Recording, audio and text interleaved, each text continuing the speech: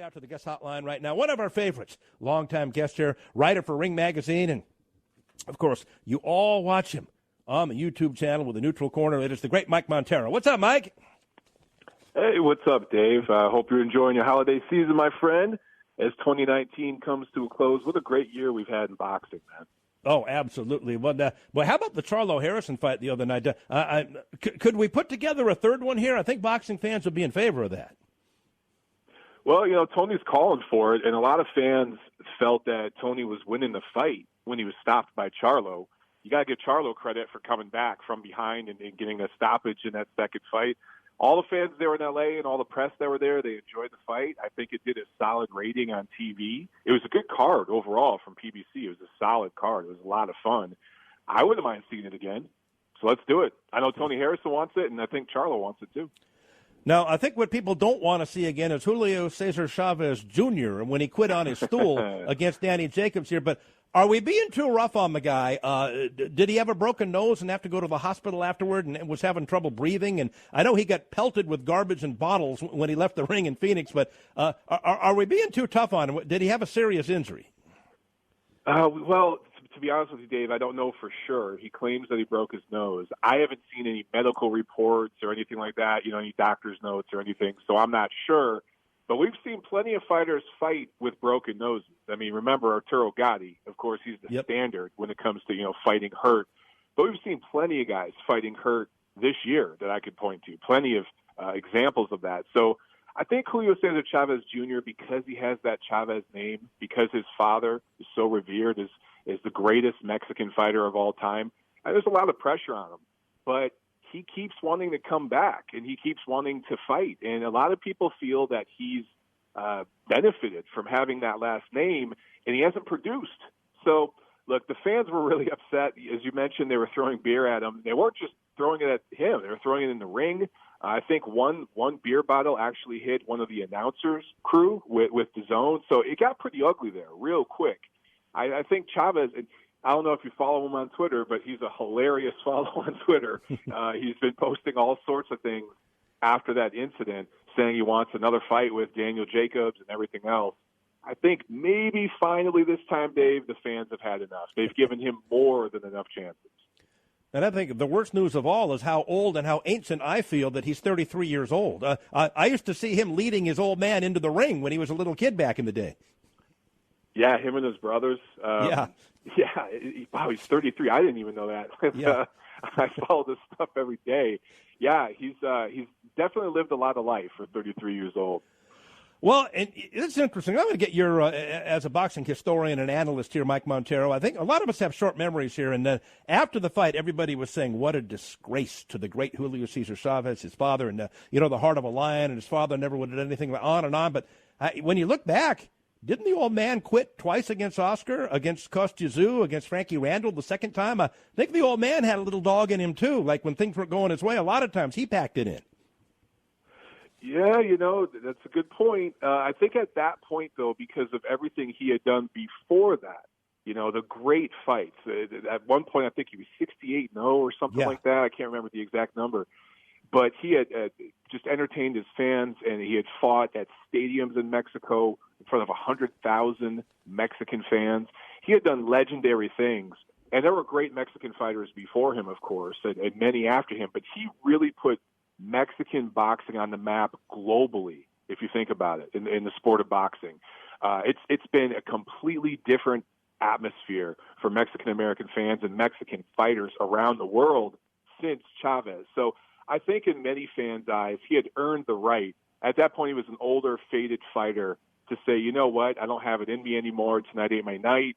That's not what Junior did the other night. I think a lot of people feel that Junior, as soon as the nose did look broke. It was bleeding, okay? And as a guy who's broken his nose before, it's not fun. And that you taste that metal taste in your mouth when the blood's trickling down, not fun. But it seemed, we've seen fighters break their nose and they give it a round. They go out there and give it a round and try to go for broke and score a knockout. It just seemed immediately when he had that injury, and it happened to coincide with Daniel Jacobs' best round, where he was putting a lot of leather on Junior. So that's kind of when he bowed out. And I think the way he went about it, not doing an interview in the ring and running out of the ring the way he did. I think a lot of fans it just rubbed them the wrong way because he has a history of this stuff. And remember, Dave, coming into this fight, Chavez refused to take a drug test. And this fight was supposed to be in Las Vegas. He was temporarily suspended by the Nevada Commission. He didn't make weight. He came in 5 pounds over the super middleweight limit. So there's a lot going on here. It wasn't just an isolated incident. And when you talk about a great come-from-behind victory, Julio Cesar Chavez, the Meldrick Taylor fight, the first one when that was stopped by Richard Steele with, 5 seconds left to go in the 12th round. But you know what? I want to get your opinion on that one, Mike.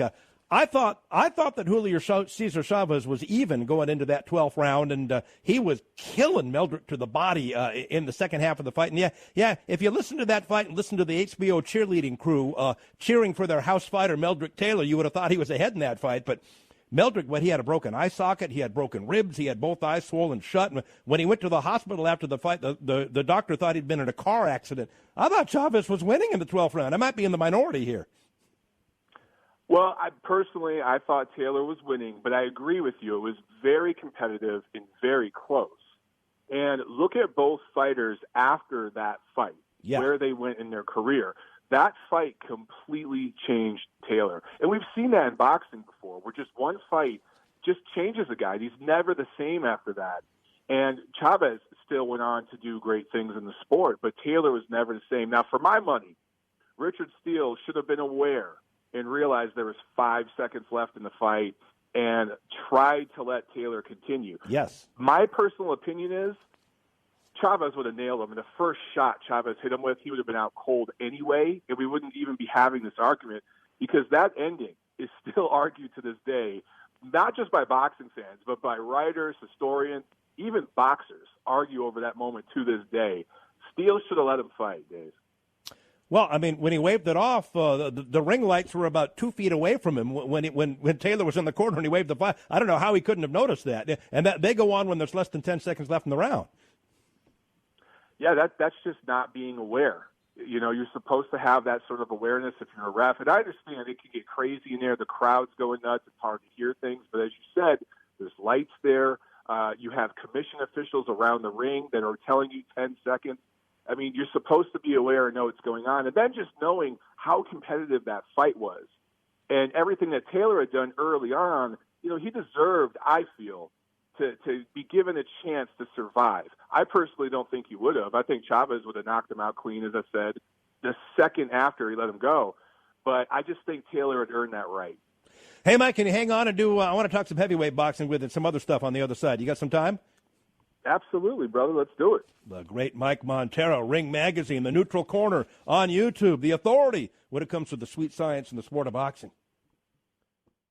Boy, let's talk about the heavyweights, man. Yeah, but that YouTube channel of yours is growing by leaps and bounds from humble beginnings now to being a worldwide force in boxing, so congratulations. Thank you, sir. We put a lot of work into that. I actually just finished the studio in my house and ready to start doing the show live from the studio I built. It's going to be awesome. I keep getting texts and messages from inside your house, though, Mike, claiming that you wear an apron and you're doing housework, and somebody's ratting you out in your own house. You know that? I wonder who that could be.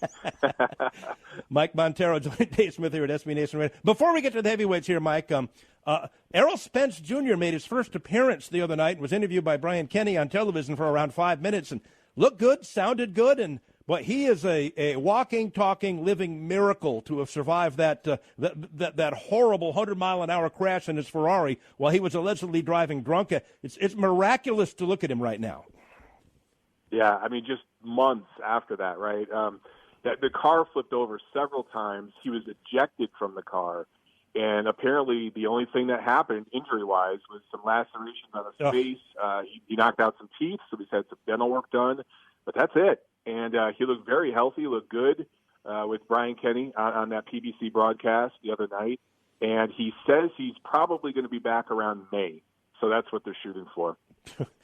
Well, first of all, let's talk about the Andy Ruiz-Anthony Joshua fight. Anthony Joshua, safety first, hit and don't get hit, boring fight. But, he did what he wanted to accomplish in winning his championship belts back. But it's just unbelievable that Andy Ruiz, he looked pretty good, in the training videos we saw about a month or so before the fight.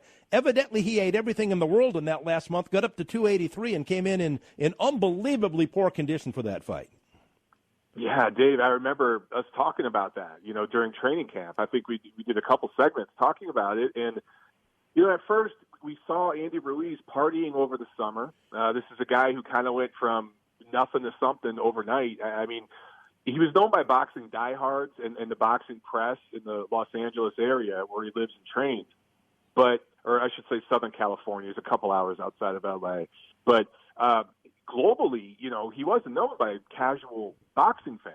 And suddenly overnight, he's doing all these shows, he's meeting politicians, he's in parades.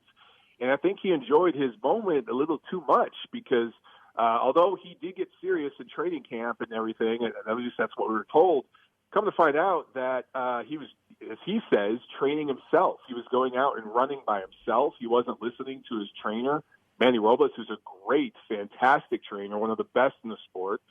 And he showed up heavier in the rematch. And I remember at the weigh-in, he didn't take his shirt off. And at the first weigh-in, he did. So I thought that was very telling. And he didn't take his shirt off in the ring during the fight until just before the opening bell rang. So he was clearly hiding something, and we saw what he was hiding once he took his shirt off. Just looked lethargic, out of shape. And, this is who Andy Ruiz has always been. I favored Anthony Joshua to win the rematch all along. I think that they're on two different levels just as far as athletes and their boxing skills. Ruiz does some good things well. He moves his hands very fluidly, but his feet don't move well. He's very plodding and flat-footed. And he looked like crap in that rematch. And immediately he said, let's do it again. Let's do a third one. No. He doesn't deserve that. Just does not deserve it. Mike Montero with Dave Smith here at SB Nation Radio and SBNationRadio.com. Some interesting news. Anthony Joshua's got the 3 belts back. He's got 3 out of the 4 major belts right now, back being heavyweight champion. And he volunteered to be Tyson Fury's sparring partner as Fury's getting ready for the Wilder rematch. And Fury accepted. I can't imagine that Eddie Hearn and his promoters and DAZN and Matchroom Boxing, they're not going to allow him to actually do this, are they? I can't see it happening either, Dave. I mean, DAZN has, over $100 million invested in Anthony Joshua. They've got huge plans for him down the road. I think that it's great on social media. It gets people talking. And part of me wonders if there was maybe a phone call from Tyson Fury to Anthony Joshua. Hey, we're both UK guys. Let's play some mind games on Deontay Wilder. And maybe that's what's kind of going on here. It benefits Anthony Joshua if Tyson Fury beats Wilder in the rematch, because down the line, an all-UK super fight between the two of them is massive. That's just a huge fight, and Fury has shown he's willing to fight anybody. And I don't know if Wilder wants to fight, go across the street, as they say, and fight Anthony Joshua. I'm just not sure that that's going to happen. Who do you like in the Wilder-Fury rematch? On the one hand, Wilder maybe figured him out here and getting a second fight, maybe he gets him out of there faster, or Fury has the style. He doesn't stand right in front of Wilder. He moves on him, and he outboxed him, and I thought he won the first fight. And Fury's probably the only guy who's taken that full-force right hand to the jaw, survived it, got up, and was actually winning at the end of the fight. So maybe that's a confidence boost for him. That's a great point, Dave. I mean, he took that huge right hand, and he took it in the 12th round when he was tired. So think about that. And he got up, and I thought he won the rest of that round. Yeah, he did. To Wilder in that 12th round. So I keep going back and forth. Originally I thought to myself, who can do better in the rematch? And I just feel that Deontay Wilder is peaking right now, and he's got that power, and maybe he could start throwing earlier. He can get started quicker in the early rounds. So my gut instinct is to say Wilder wins the rematch, but the way people talk and everything you just said makes so much sense. It makes me wonder if Fury can pull it off. But if you put a gun to my head, I say Wilder wins. And I wouldn't be surprised if he keeps him down this time with the right hand. But Teofimo Lopez, a kid who's been on this show, and devastating power in both hands, crushing power in the lightweight division. And he wins the lightweight title against a really tough customer and a good fighter in Richard Comey, a dangerous fighter with a second-round knockout. And now it's going to be him and Loma. Is he ready for him?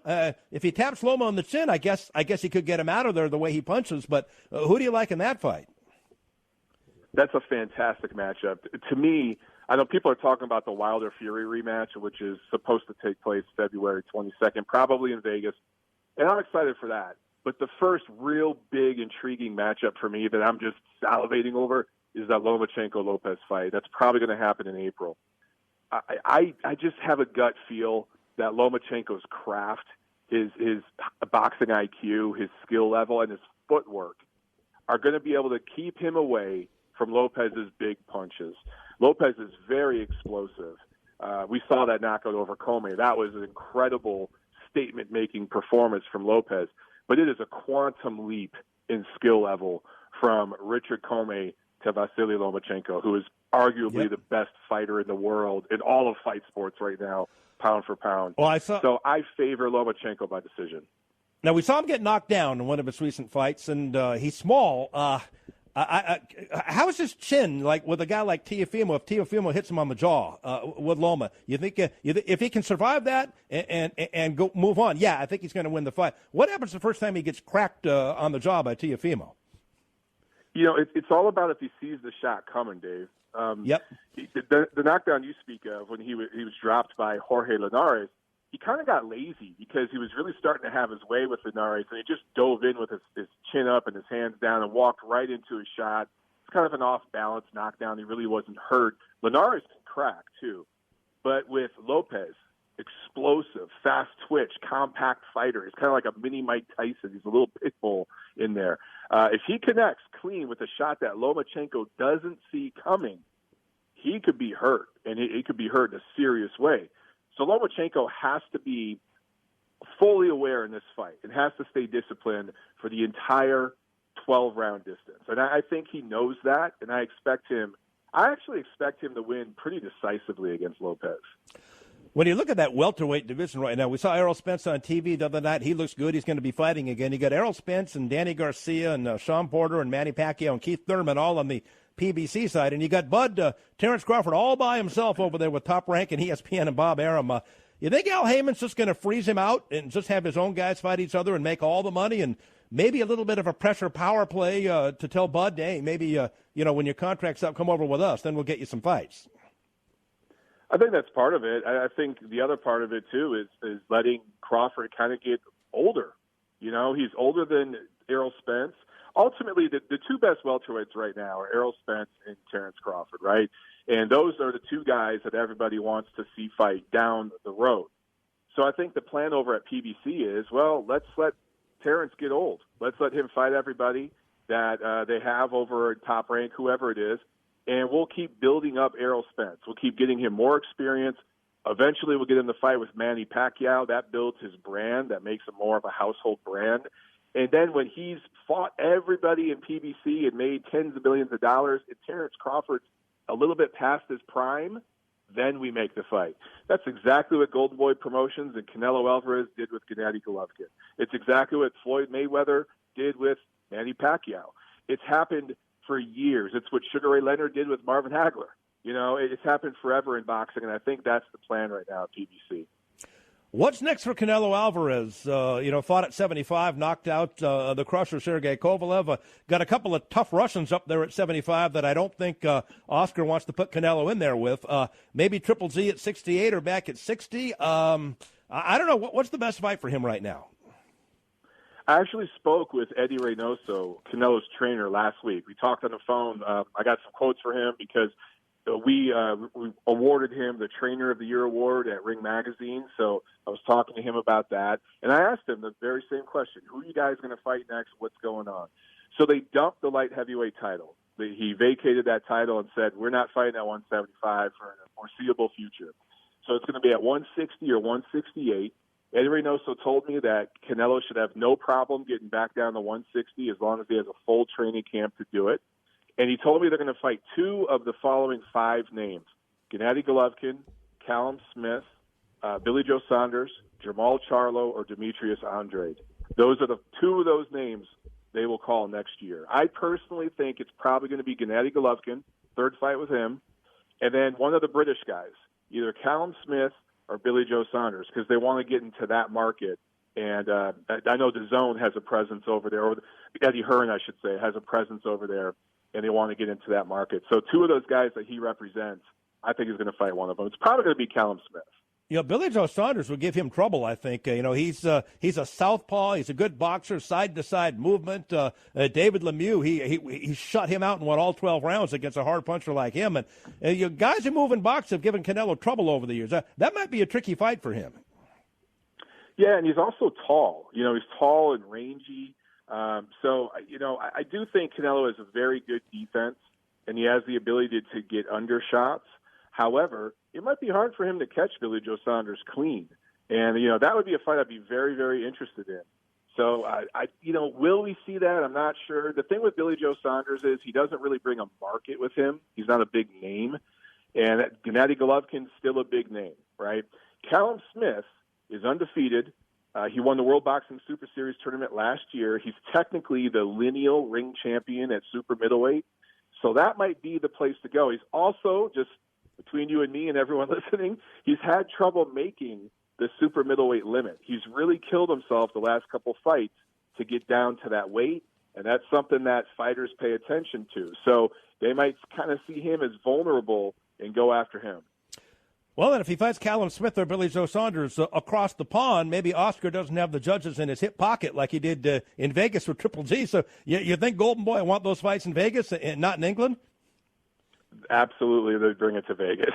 Yeah. I wish he would go over to the UK. I think a fight with Canelo Alvarez and especially Callum Smith, I think that would be a big, big fight over there. They could do something like that in Wembley Stadium and do a huge crowd. The UK fans would go nuts for that. But I think that they're probably going to try to bring Smith to Vegas. And the British fans travel well to Vegas. They always have.